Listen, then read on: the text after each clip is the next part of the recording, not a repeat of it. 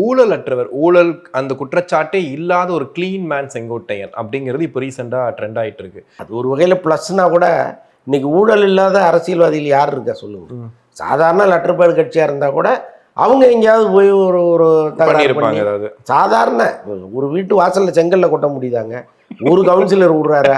நேராக வந்து ஏன் இங்கே கட்டியிருக்கா, என்ன கமிஷன் கட்டிங்கன்னு வாங்கிட்டு போயிடுறாங்கல்ல. அப்போ லஞ்சம் ஊழல்ங்கிறது ரொம்ப அடிப்படையிலேருந்தே இருக்குது. இங்கே அது இல்லாமல் ஒரு அரசியல்வாதி நீங்கள் கற்பனை கூட பண்ண முடியாது. நான் வந்து க்ளீன், நான் பொது நலத்திற்காக மட்டுமே அரசியலுக்கு வர்றேன்னு யார் சொன்னாலும் அதை நீங்கள் சந்தேகத்தோடு தான் பார்க்கணும். அது யாராக இருந்தாலும் சரி. அதனால் ஊழல் இல்லாத ஒருத்தர் வந்து இந்த கட்சிக்கு வந்துட்டார், இது ஒரு ப்ளஸ் அப்படிங்கிறதெல்லாம் இல்லை.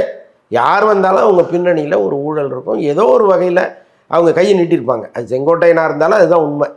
அதனால் அது சதவீதம் எவ்வளோன்னு நீங்கள் வேணா பார்க்க. ரொம்ப கம்மியாக இருக்குது. நல்லவரா கெட்டவரா சதவீதம் எவ்வளோ, அப்படி தான் நீங்கள் ஒருத்தரை பார்க்கணும். அப்படிப்பட்ட காலத்தில் தான் நம்ம வாழ்ந்துட்டு இருக்கோம். ஸோ அதனால் அந்த வகையில் பார்க்கும்போது செங்கோட்டையன் இன்னும் கொஞ்சம் கூடுதல் ப்ளஸ்.